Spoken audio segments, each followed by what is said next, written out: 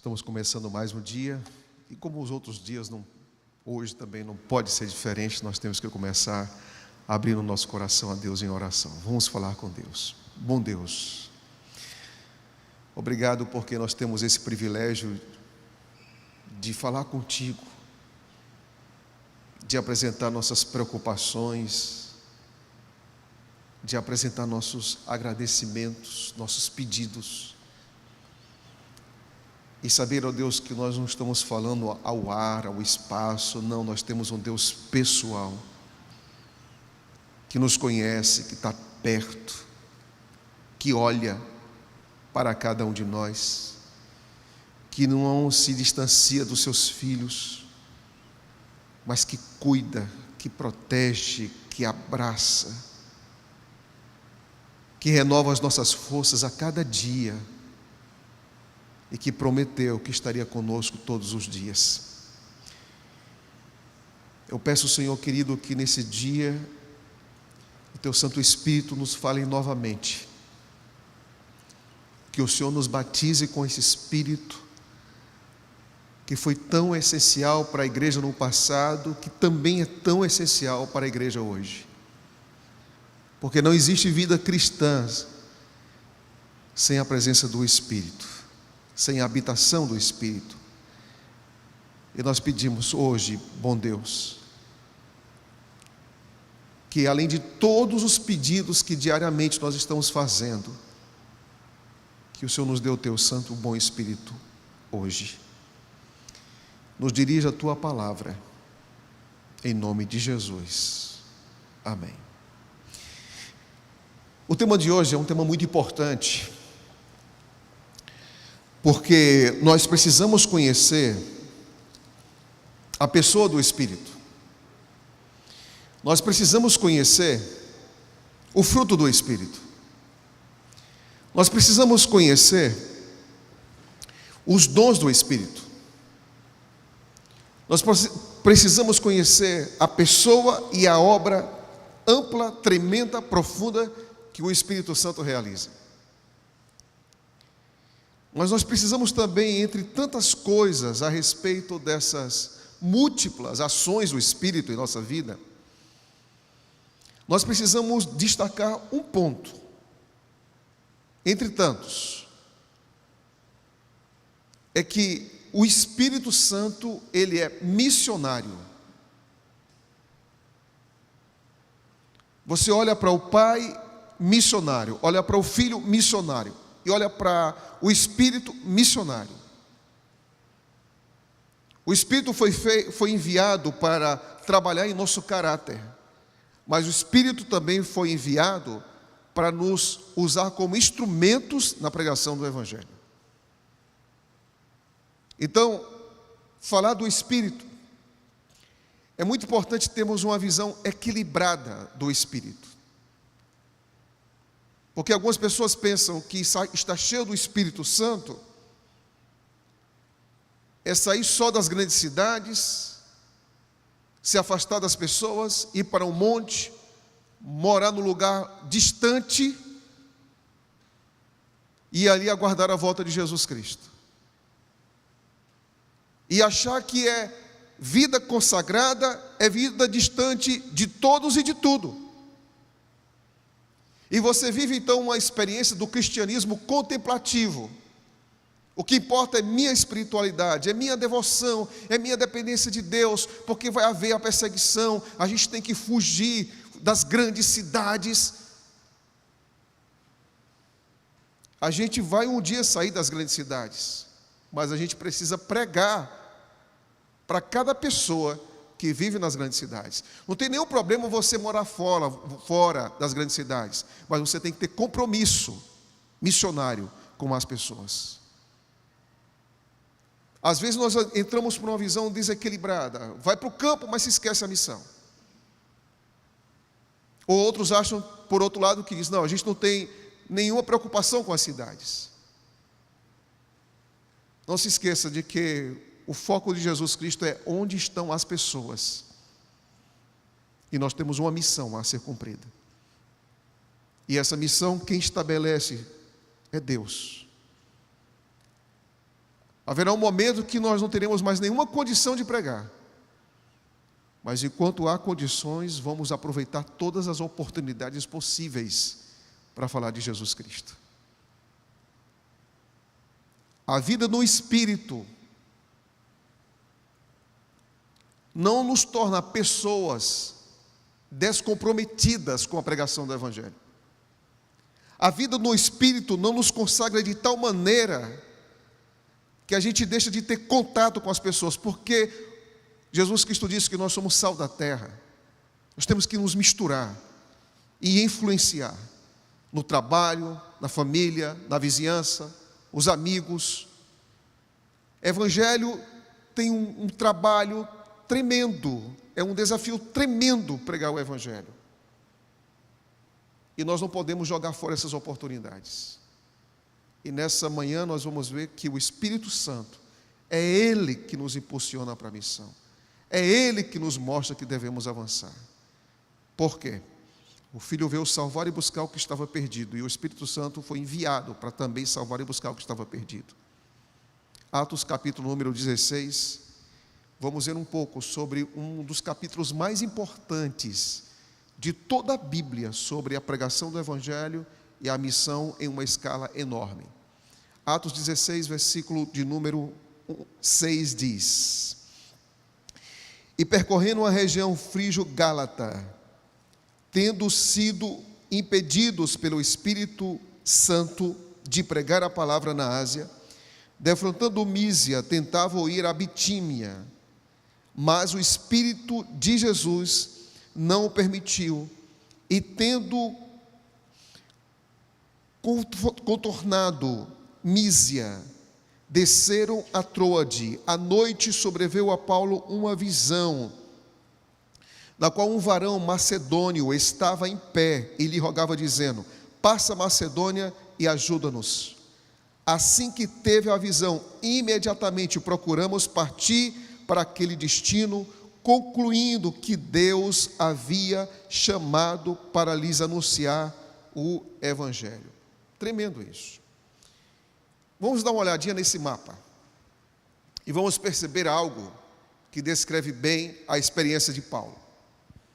Paulo, ele estava nessa região, que é a região de Bitínia e Ponto e Galácia, aqui na Galácia mais especificamente.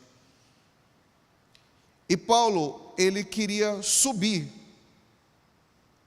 ele queria continuar o ministério dele nessa parte mais superior. E então, nos planos, na agenda que Paulo havia criado, o Espírito Santo disse: não é ali que você vai, Paulo. Então perceba, vamos para o texto, e perceba o que diz. Olha, versículo 6: E percorrendo a região frígio-gálata, tendo sido impedido pelo Espírito Santo de pregar a palavra na Ásia, defrontando Mísia, estavam a ir para Bitínia. Mas, para onde Paulo estava indo? Para aqui, ó. E Deus disse: não, você não vai para aí. O Espírito Santo disse: você não vai para aí. E é interessante porque às vezes a gente diz o seguinte: não, a gente tem que sair e pregar a todas as pessoas, a todos os lugares, de qualquer maneira. Não é assim. É incrível como o texto aponta dizendo: o Espírito disse, não pregue ali. Não é hora. Não é esse momento. E o texto diz que duas vezes, o Espírito disse: não é por ali, Paulo, você e sua equipe não devem abrir aí a palavra para pregar naquela região, aquelas pessoas, naquela geografia. A minha agenda é diferente. Deus, Ele tem uma agenda para a igreja. E nós temos que nos submeter à agenda que nós temos. Aonde está a sua igreja? Aonde está seu endereço, sua casa? Existe um campo missionário. E nós devemos perguntar para Deus: Deus, me mostra o seu campo missionário para mim. Me dê a sua agenda. Porque eu quero ser usado como o Senhor quer, com os talentos e dons e oportunidades, mas no seu plano, na sua agenda, de acordo com suas prioridades. É impressionante isso. É impressionante o Espírito Santo dizendo: essa porta tem que estar fechada agora, eu vou abrir outro lugar. Isso me chama muito a atenção. Por quê? Porque na nossa visão, muitas vezes limitada, a gente quer realizar a missão do nosso modo. Quando Deus diz: eu tenho a minha maneira. Paulo foi o homem mais preparado, para pregar o Evangelho. E Deus disse para ele: Paulo, com todo o seu preparo, com toda a sua competência, com todas as suas múltiplas habilidades, não é aí que eu quero que você faça o seu ministério. Olhando para essa realidade, Paulo então é dirigido. Ele sai da Ásia e vai então para o Ocidente. Sai do Oriente e vai para o Ocidente. Aquela visão na vida de Paulo foi tão marcante, tão decisiva, que a pregação do Evangelho muda de eixo. E quando essa pregação do Evangelho mudou de eixo em direção ao Ocidente, nós estamos aqui hoje como resultado dessa visão de Paulo em Atos 16. Porque é daqui que o Evangelho então vai para a Europa, vai para Filipos. É daqui que depois vem a reforma protestante, é daqui que depois vem a pregação dos pais que foram para os Estados Unidos. De lá vem então o adventismo. Notem vocês que dessa visão que Paulo teve, possivelmente Paulo fez esse tipo de rota, me chama muito a atenção de que o Espírito estava dizendo para Paulo: Paulo, é nessa direção que você deve então levar sua equipe e realizar a pregação do Evangelho e fazer os projetos missionários que eu tenho estabelecido para você. O texto é riquíssimo, porque além do texto afirmar que o Espírito impediu e depois disse aonde ele deveria trabalhar, o texto também diz que Paulo respondeu imediatamente. Paulo não ficou produzindo conjecturas, especulações. Será que eu devo ir mesmo? Será que esse lugar mesmo? Paulo tinha convicção, e essa convicção de Paulo de pregar o Evangelho aonde o Espírito estava mandando foi tão clara na mente de Paulo, que o texto diz assim, versículo 10: assim que teve a visão, imediatamente procuramos partir para aquele destino. Paulo não ficou enrolando, protelando, dizendo eu vou depois. O texto diz imediatamente. Primeiro Deus diz aonde, depois Deus diz a velocidade que deve ser pregada. Em cada cidade desse mundo, Deus tem pessoas para serem alcançadas, e Deus tem pressa. Deus tem pressa. Paulo talvez estivesse cansado, Paulo talvez tivesse assim, uma carga tremenda de tantas atividades, de tantas viagens, que há 2000 anos atrás era extremamente desconfortável viajar, muito difícil, mas ele imediatamente teve a visão e foi, e partiu. Mas há um outro detalhe que me chama a atenção nesse texto. Diz o seguinte, a segunda parte do texto diz assim, vou repetir todo o texto do verso 10. Assim que teve a visão, imediatamente procuramos partir para aquele destino. E o texto diz, concluímos que Deus nos havia chamado para lhes anunciar o Evangelho. Espera aí, quem é que está aparecendo aqui no versículo de número 6? O Espírito Santo. Quem é que aparece de novo no versículo número 7? O Espírito Santo. Quem é que dá a visão para Paulo? O Espírito Santo. E logo depois Paulo diz, concluímos que Deus nos chamou para a pregação do Evangelho. O que passava na mente de Paulo? Espírito Santo não é força, não é energia, não é influência, é pessoa e é Deus. E Ele é o dono dessa missão. O Espírito Santo chama. Atenção, não existe chamado só para pastor. Tira isso da sua cabeça. Às vezes a gente dá uma... Olha, eu sou ministerial, e olha o que eu vou falar aqui agora. Às vezes a gente exagera no chamado do pastor. Exagera. Como se o chamado fosse só dele. Só para ele. Não. Um dia você foi chamado por Cristo para ser seu filho. E um dia que você entregou seu coração a Jesus Cristo, você está sendo enviado como missionário. A missão não pertence a pastor, é também a pastor. A missão pertence a todos. Todos que um dia receberam Jesus como Salvador devem ser enviados como missionários. Tira da cabeça essa ideia que não tem nada a ver com a Bíblia, de dizer o seguinte: não, eu já fiz a minha parte, eu já entreguei o dízimo, é o pastor que faz a parte dele. Isso é contrário a Romanos 12, a Efésios 4, a 1 Coríntios 12. Isso é contrário a Mateus 28. Por quê? Porque o ministério é de todos. Você é médico? Você é médico? Quantas vezes você tem falado de Jesus Cristo para as pessoas? Quer dizer que você é um excelente profissional? Há pessoas que nunca terão contato com o seu pastor, e Deus está colocando em sua vida. Ele sabe o que você acredita e qual a esperança que você tem. Você é advogado? Você trabalha com várias causas, você está muito bem sucedido? Há pessoas que Deus coloca na sua vida, não somente para você convidar para vir para a igreja, mas para que você seja sal da terra. Você trabalha no posto de gasolina? Você atende bem? Você é pontual? Você é eficiente? Você trabalha com qualidade? Como é que você recebe os clientes? Você trabalha numa padaria? O que você faz? Como é que você recebe as pessoas? As pessoas conhecem você somente como um bom profissional. Nós cristãos, nós não deveríamos só ser conhecidos como bons profissionais.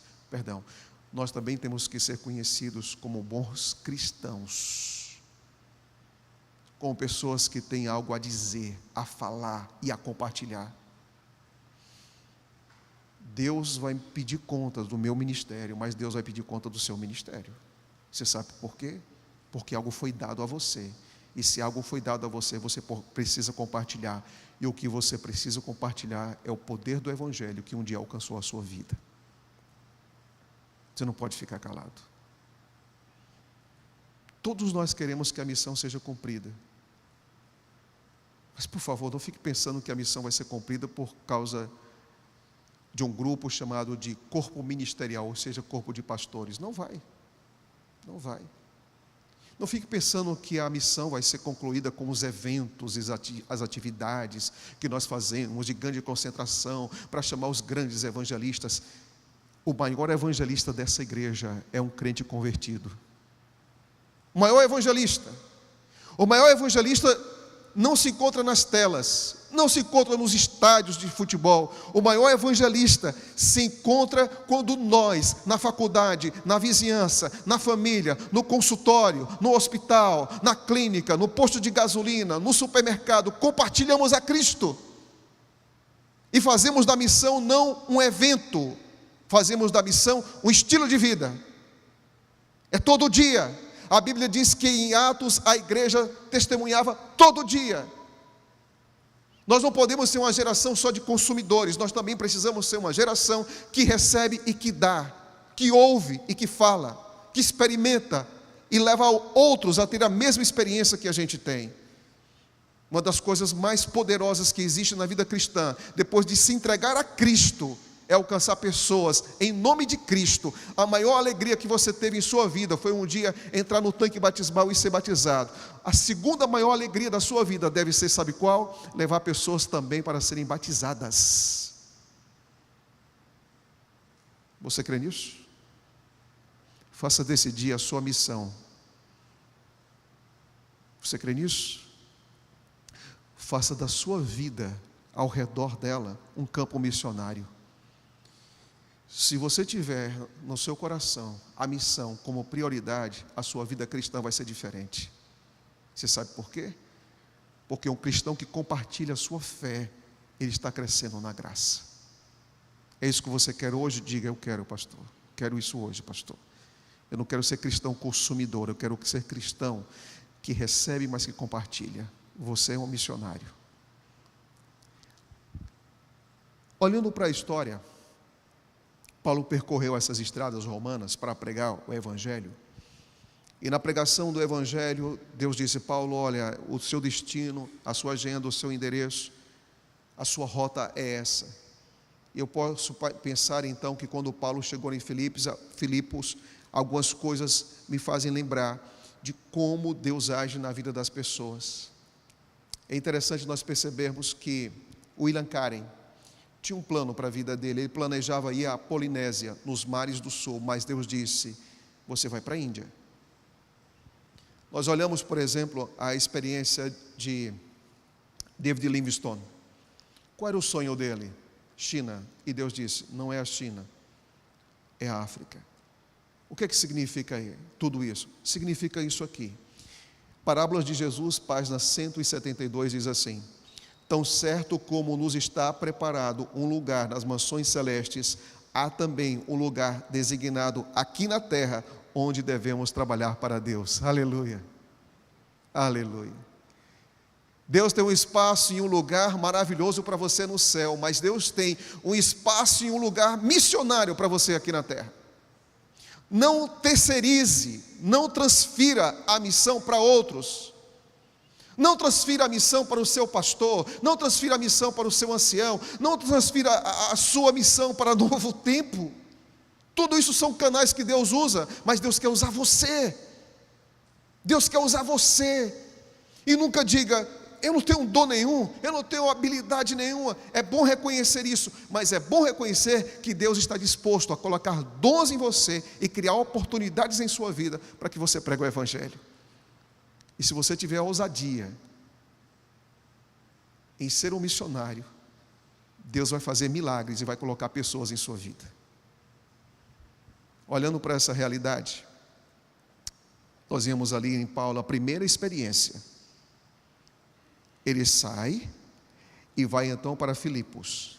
E ele encontra no capítulo 16 a primeira pessoa. Olha o que diz. Me acompanhe, o texto na Bíblia em Atos 16, versículo 11. Tendo, pois, navegado a Troade, seguimos em direitura Samatrócia. No dia seguinte, a Neápolis, e dali a Filipos, cidade da Macedônia, primeiro do distrito e colônia. Nesta cidade permanecemos alguns dias.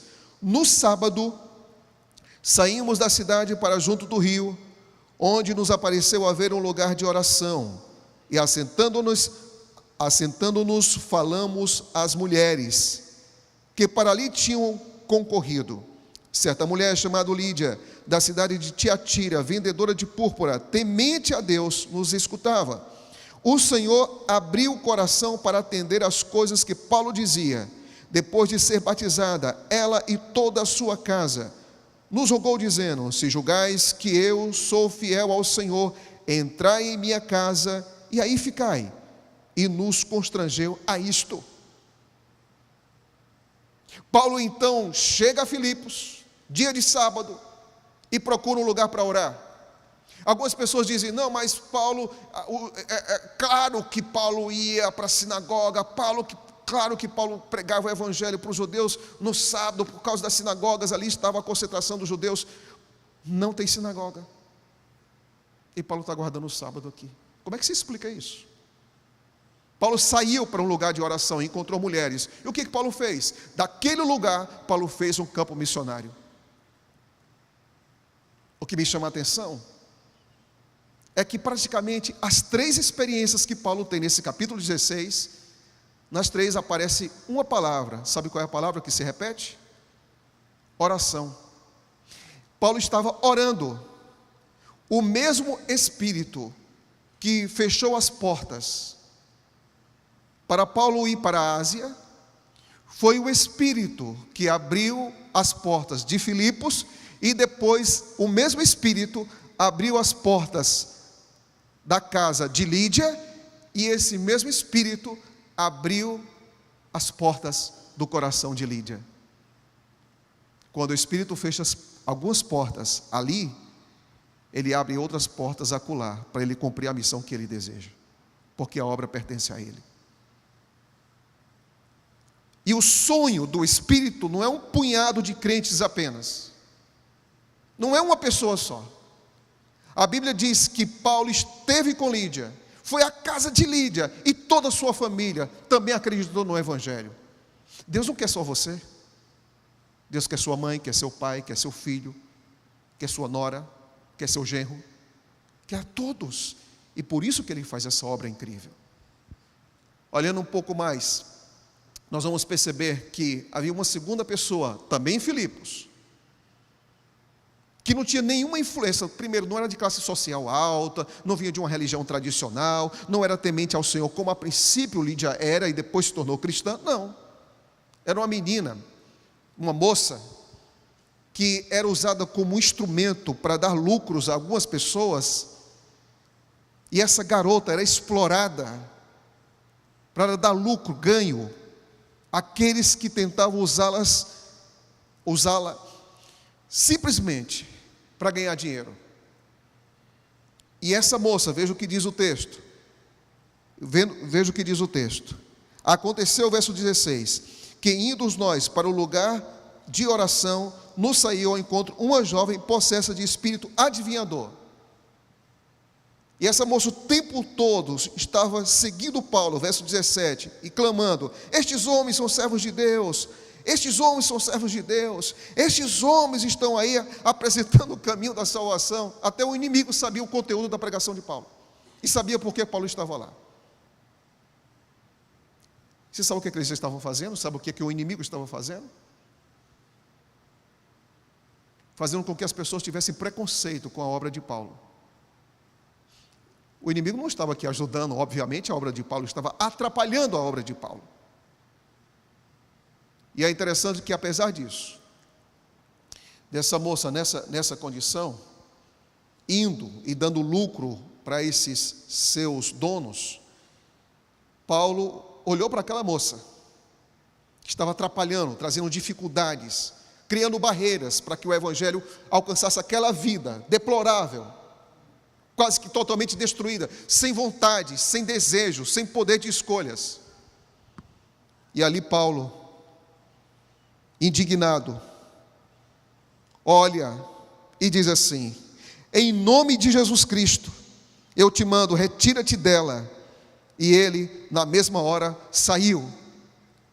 Você pode pregar o evangelho em qualquer lugar, a qualquer hora.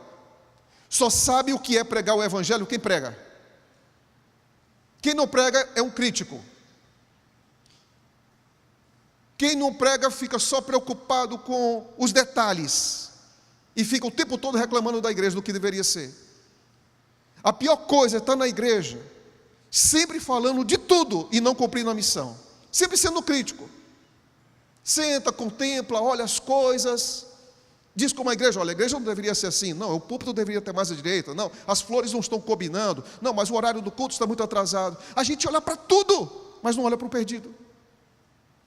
Que vida é essa?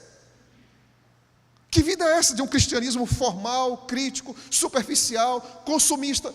Nós não fomos chamados para isso, nós fomos chamados para a missão e para o serviço. Cristo se doou por nós, e nós devemos nos doar por Ele, até que Ele volte.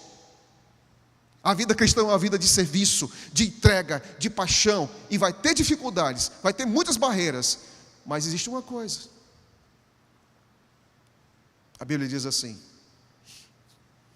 que quando esse evangelho for pregado, as portas do inferno não vão prevalecer. Você sabe por quê? Não é o inferno que avança, é a pregação do evangelho que avança. E se tiver portas que o inferno seja capaz de levantar, o poder das trevas sejam capazes de levantar, em nome de Jesus, essas portas serão derrubadas.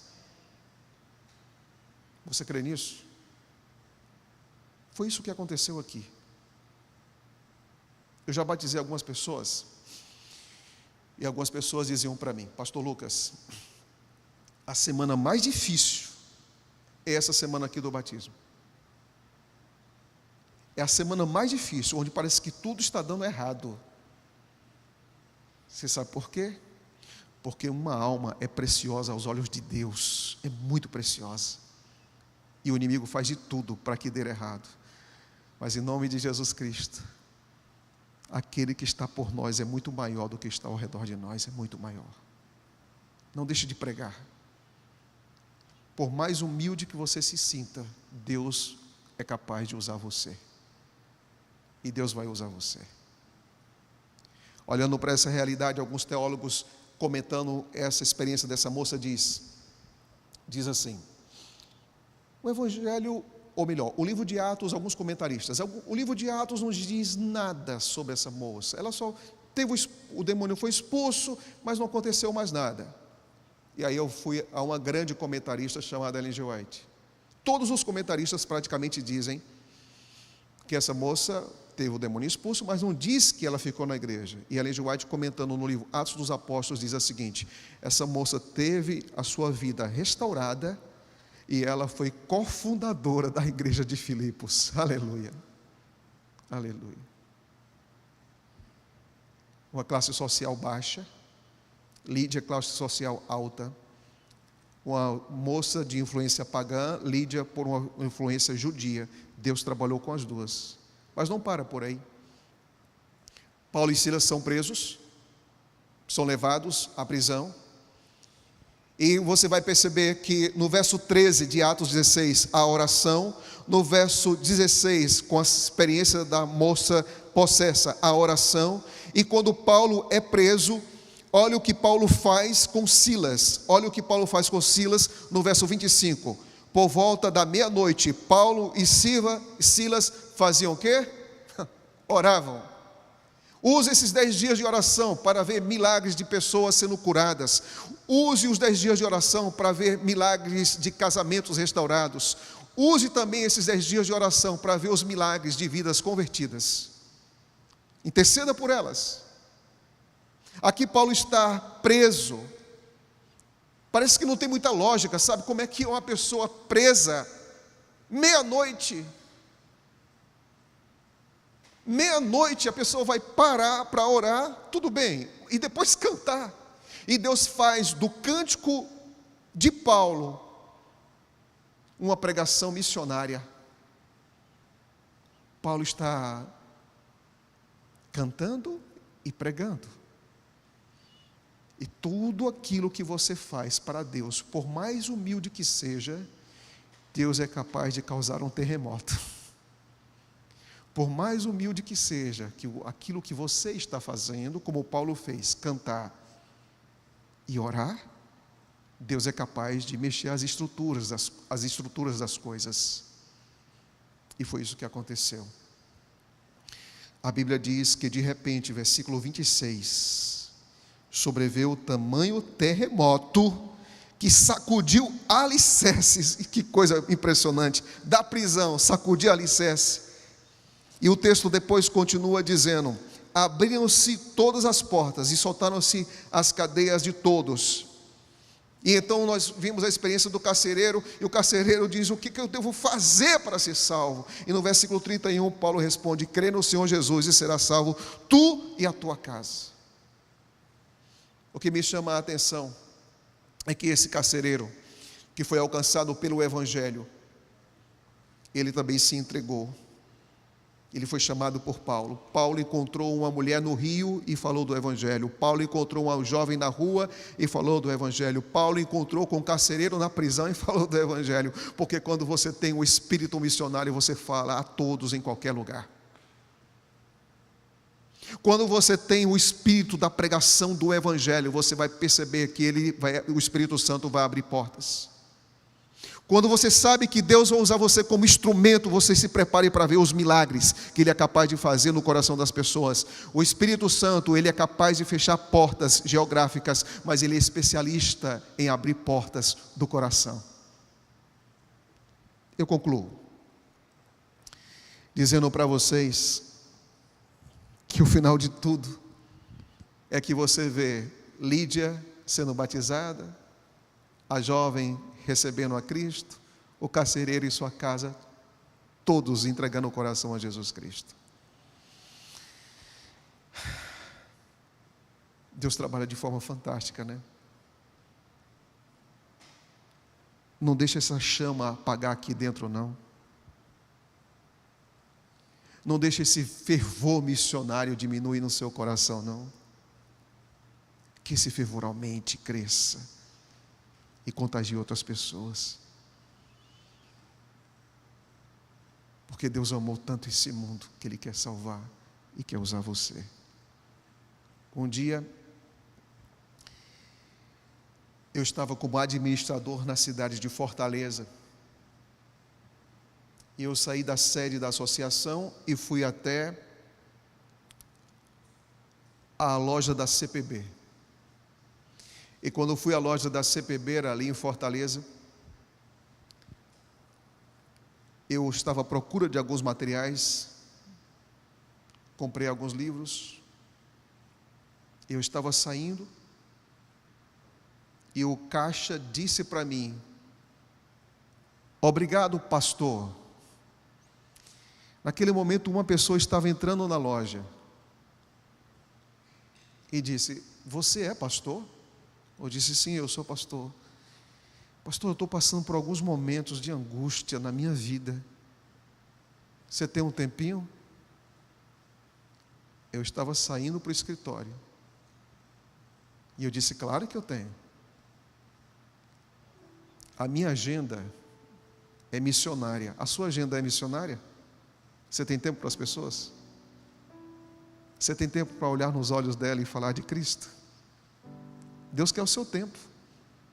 Você não pode estar correndo tanto que você não tem tempo de compartilhar o Evangelho. E às vezes eu me preocupo com uma coisa, tá? Posso abrir meu coração? Às vezes a gente está ocupado com tantas coisas da igreja, mas não está compartilhando o Evangelho. Olha que ironia. Olha que ironia. Você está tão ocupado com tantas coisas, mas não está compartilhando o Evangelho. Às vezes a gente está com tantas reuniões, sabe? Com tantos encontros, com tanta coisa, que a gente não tem tempo de fazer aquilo que é básico. E o básico é compartilhar o Evangelho.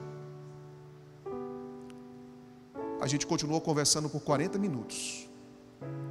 E eu disse para ele: amigo, você mora onde? Eu moro no bairro da Aldeota. É mesmo? Amanhã eu vou estar nessa igreja pregando. Você pode estar lá? Claro. Você tem família, esposa, filhos? Tenho. Então você vai junto com sua família, com sua esposa e com suas filhas, correto? Correto. A gente se vê amanhã. Eu quero apresentar para vocês essa imagem aqui, ó. Ele foi com a esposa e com as filhas. E no dia em que eu estive na igreja da Aldeota, eu estive fazendo um batismo. E já fiz apelo. E lá estava o Júlio e a família. Saí de férias, voltei, montamos a Missão Caleb. E depois da Missão Caleb, eu visitei todos os pontos. O Júlio começou a estudar a Bíblia na igreja da Aldeota. E quando eu visitei um grupo da Missão Caleb próximo dessa igreja, olha a minha surpresa.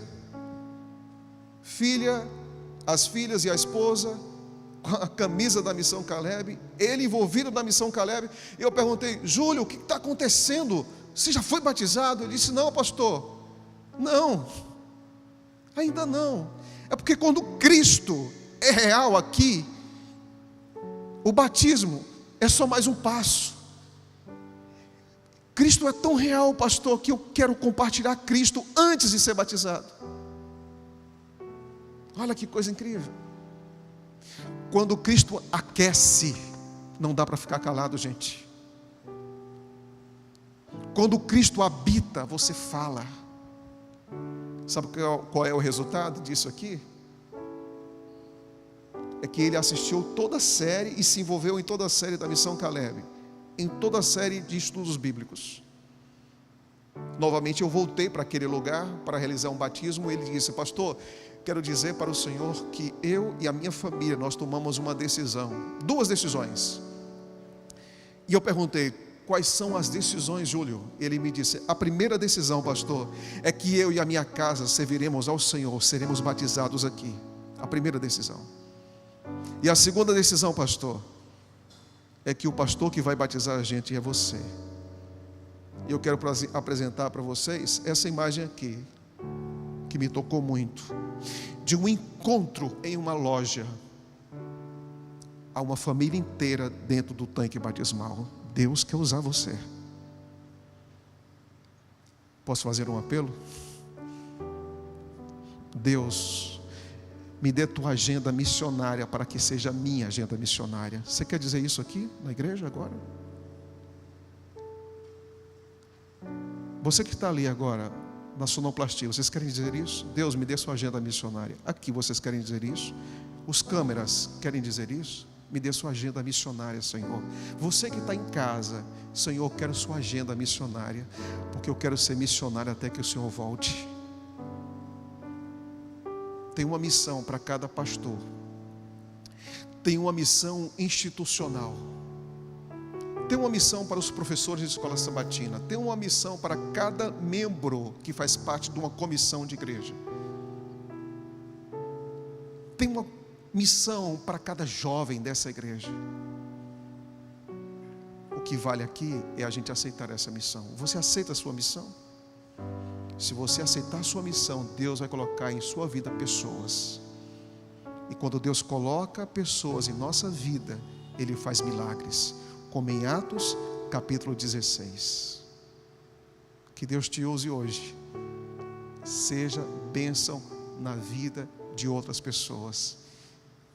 E de uma forma muito casual, muito simples, mas poderosa, Deus pode usar você.